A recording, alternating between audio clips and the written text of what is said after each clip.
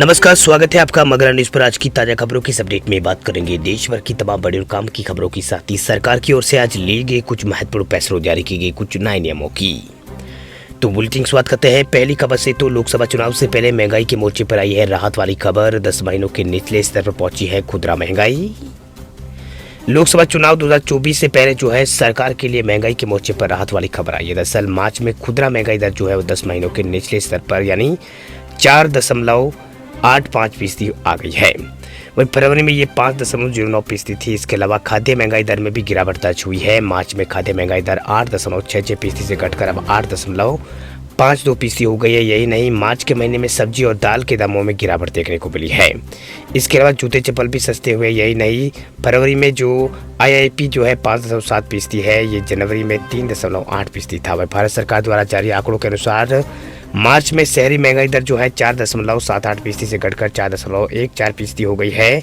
हालांकि इस दौरान ग्रामीण महंगाई में बढ़ोतरी दर्ज की गई है। ग्रामीण महंगाई जो है फरवरी में 5.34% से बढ़कर अब 4 यहाँ पर जो महंगाई दर जो ग्रामीण महंगाई दर जो है वो 5.45% हो गई है। मार्च के महीने में सब्जी और दाल की कीमतों में गिरावट हुई है। सब्जी की महंगाई दर 28.38% हो गई है। वह फरवरी महीने में 30.25% थी। इसके अलावा दाल की महंगाई दर 18.19% से घटकर जो है वो 17 के आसपास आ गई है। बात अब करते हैं अगली बड़ी खबर की। तो अगली बड़ी खबर देखिए, टाटा ग्रुप ने इस कंपनी के साथ मिलकर बनाया है खास प्लान। इलेक्ट्रिक व्हीकल चार्जर की किल्लत अब होगी खत्म। देश में इलेक्ट्रिक व्हीकल का इस्तेमाल तेजी से बढ़ रहा है। इसी वजह से जो है इलेक्ट्रिक 2 व्हीलर्स के सेल्स भी ज़्यादा हो रही है और लोग जो है इलेक्ट्रिक 4 व्हीलर पर भी दावा लगा रहे हैं। इसके चलते कई कार कंपनियां भी नए नए इलेक्ट्रिक प्रोडक्ट लेकर आ रही है। अब इलेक्ट्रिक व्हीकल यहाँ पर अगर आपने खरीद दिया है, लेकिन चार्ज करने के लिए इंफ्रास्ट्रक्चर जो है बहुत ज़रूरी है। वह टाटा पैसेंजर इलेक्ट्रिक मोबिलिटी यानी TPEM जो है उसने चार्जिंग स्टेशन इंस्टॉल करने के लिए सेल इंडिया मार्केट के साथ करार किया है।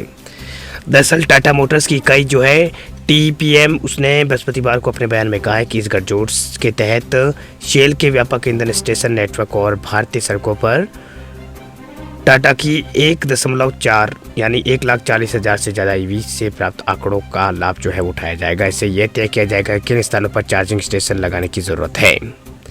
तो टाटा जो है अभी चार्जिंग स्टेशन जो है लगाने की यहाँ पर इस कंपनी के साथ जो है जो MOU जो है वो साइन किया है। चलिए बात अब करते हैं अगली बड़ी खबर की। तो अगली बड़ी खबर है रेल यात्रियों के लिए बड़ी खबर। देखिए, रेलवे के नियमों से बुजुर्गों को मिलेगा आराम। IRCTC पर टिकट बुकिंग के समय करना होगा ये काम। भारतीय रेलवे से रोजाना लाखों करोड़ों की संख्या में लोग जो है रोज ट्रेवल यहाँ पर करते हैं। वही रेलवे अपने हर यात्री की जरूरत का ध्यान रखने की पूरी कोशिश करती है। वह ट्रेनों में बच्चों से लेकर सीनियर सिटीजन सभी सफ़र करते हैं। रेलवे सीनियर सिटीजन को खास बेनिफिट देता है। अगर आप भी अपने किसी सीनियर सिटीजन्स को जो है रेलवे के लोअर बर्थ में अगर बुक उनके लिए करते हैं लेकिन नहीं मिलती है, तो ये आपको जो है यहाँ पर इसमें फ़ायदा होने वाला है। दरअसल रेलवे की तरफ से सीनियर सिटीजन को राहत देने के लिए कई नियम बनाए गए। इससे उनकी यात्रा आसान बनती है। दरअसल सीनियर सिटीजन के लिए लोअर बर्थ बुक जो है वो किए जा सकते हैं। IRCTC के सीनियर सिटीजन को आसानी से लोअर बर्थ अलॉट करने की जानकारी जो है उन्होंने दी है। अब एक यात्री ने ट्वीट करके कहा है कि उन्होंने अपने अंकल के लिए ट्रेन टिकट बुक किया था, उसमें लोअर बर्थ को प्राथमिकता जो है वो दी थी क्योंकि उनके पैरों में समस्या थी, लेकिन बाद में रेलवे ने उन्हें जो है अपर बर्थ जो है वो दी है।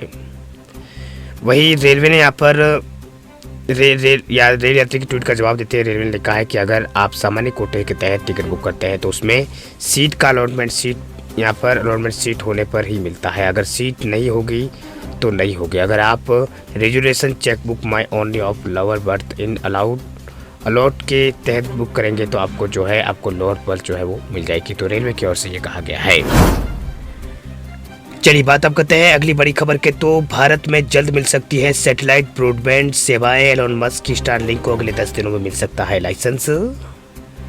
एलोन मस्क की कंपनी जो है स्टारलिंक, उसको जल्दी भारत में जो है सैटेलाइट ब्रॉडबैंड सेवाएं देने का लाइसेंस मिल सकता है। सूत्रों के मुताबिक मस्क की भारत आने की यात्रा की घोषणा के बाद दूरसंचार विभाग ने कंपनी को लाइसेंस देने की प्रक्रिया तेज कर दी है। सूत्रों से हवाले से मिली जानकारी के आधार पर यहाँ पर बताया गया है कि भारत में सैटेलाइट ब्रॉडबैंड चल आ सकता है। स्टारलिंक को लाइसेंस देने की प्रक्रिया तेज हो गई है। कंपनी को अगले 10 दिनों में लाइसेंस मिल सकता है। कंपनी ने अक्टूबर 2022 में लाइसेंस के लिए आवेदन किया था। अभी तक सरकार ने कंपनी को लाइसेंस जो है वो नहीं दिया है। वहीं भारत सरकार और कंपनी के बीच कई दिनों की बातचीत भी हुई है। एलोन मस्क के भारत आने की घोषणा के बाद लाइसेंस की प्रक्रिया जो है तेज हो गई है।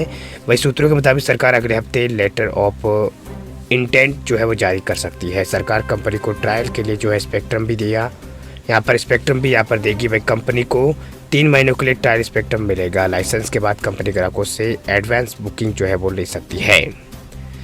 बता दें आपको कि स्टारलिंक एक सैटेलाइट आधारित इंटरनेट सर्विस प्रोवाइडर कंपनी है। स्टारलिंक के तमाम छोटे सैटेलाइट की मदद से हाई स्पीड इंटरनेट सेवा प्रदान करती है। इसके लिए कंपनी धरती के निचले कक्ष में चक्कर लगाने वाले सैटेलाइट्स का इस्तेमाल करती है। 2022 में हुई एक स्टडी में पता चलता है कि पृथ्वी की निचली कक्षा में 9000 से ज़्यादा सैटेलाइट स्थापित किए जा चुके हैं। इनमें 5000 से ज़्यादा सैटेलाइट स्टारलिंक के हैं।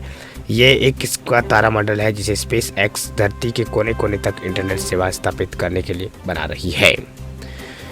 वही धरती से तकरीबन 500 किलोमीटर की ऊंचाई पर जो है मौजूद रहने वाला एक सैटेलाइट 90 मिनट में पूरी पृथ्वी के चक्कर लगा देता है। फिलहाल कंपनी के 2200 सैटेलाइट धरती के प्रत्येक कोने में इंटरनेट सेवा देने के लिए काम कर रहे हैं।